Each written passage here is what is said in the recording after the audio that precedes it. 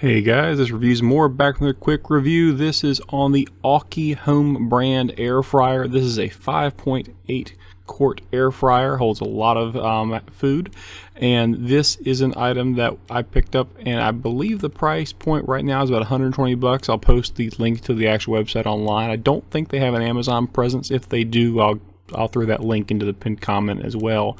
As always, before we get into this too deeply, if you like the video, please hit the like button. If you have any questions, please comment. That's actually the most helpful thing now. The YouTube algorithm really focuses heavily on commenting and engagement.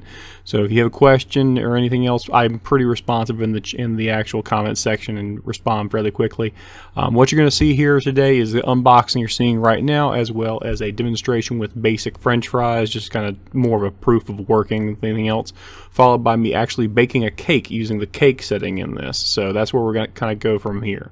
And if you're the kind of person who wants to skip ahead and just see kind of the action, go ahead and skip ahead to about 3.5 minutes in, all the way to 5 minutes. That'll be the French fry test, just kind of a proof to make sure it's working. And everything after 5 minutes is the cake. So that's about it. So what's included on this thing? Obviously, it is an air fryer. You see the little heating element there. It has a little trivet that goes in the bottom. That's the thing wrapped in the bubble wrap right there. And from this point on, it's basically just a matter of making sure you rinse it out well. It has a non-stick basin, and it's very good non-stick. I will say that.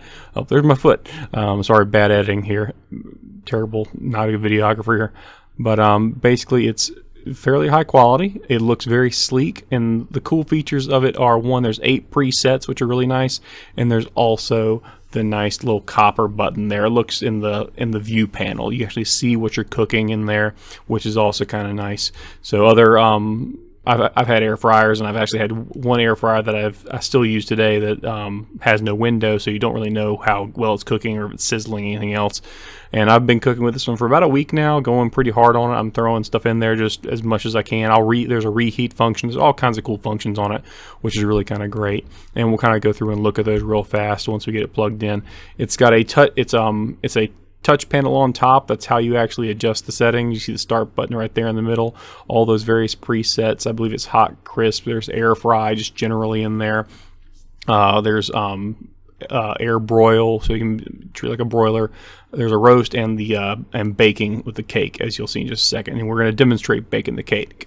I might do a follow-up video because the dehydrator function seems really attractive to me, because I'd love to be able to make beef jerky at the house a little easier without like just running a whole oven or buying a special dehydrator. So that might be something I put out as a separate video later on, but that'll be in the future at some point. It's really simple to use. You press the start button, you pick out your setting by hitting the menu button over and over. The menu button cycles through all the various presets, and once you get it to that preset, you can adjust the time and temperature, and then you press start again, and the system starts up.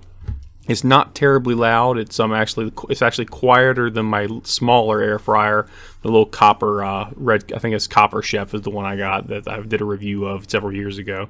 But there you can see how you adjust everything. It maxes out at 400 degrees, so you're not going to be frying any higher than that. And here we're just going to do some extra basic crinkle cut or Oneida French fries, and we're going to run from there.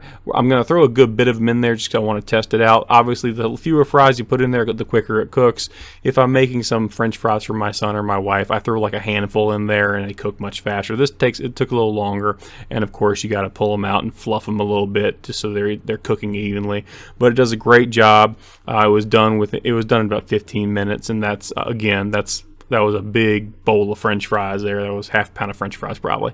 So once you get it all taken care of, once you get it all fluffed around, it takes a couple times, you can go ahead and dump it. And it does work. It does work properly. There isn't any issues with temperature. That you don't have cold fries at all. Again, the only issue you might have is if you put a lot in there, especially if they're frozen, they might come out soggy if you don't cook them long enough. So it's just a matter of making sure you pull it out, fluff the fries, and put them back in. And as we can clearly see, they're nice and steamy. You might not be able to see the steam there, but I could see it in person. Sorry if the camera didn't pick it up. You just dump it in. Really good, really simple. Great way to make a quick side if you need to make a side. They're crispy on the outside, hot on the inside, which is how you want your French fries, so good to go from there. So definitely, as a matter of course, the item works and works well. Now we're going to do something I've never done in an air fryer. We're going to bake a cake. This is a gluten-free cake, so this is not a typical standard kind of cake, because gluten-free cakes tend to require different ingredients, a lot more eggs, that kind of stuff, to make it leaven a little differently. My wife's gluten-free; she can't eat it. She can't handle the spicy bread, so we have the expensive bread in a box from the grocery store that costs too much money. But all I went to, I put it at 325. I've never cooked in an air fryer baked this way, so I was kind of hesitant about it, so I kind of babied it too much. I think I made the temperature too low. The result was good, but the result was I had to keep watching it, kind of adjust what I was doing, get my toothpick out, make sure it wasn't wet in the middle. Obviously, air fryers cook from the top down, so you're going to have to deal with that, but it will heat the whole thing up. You just got to put it at the right temperature for the right length of time.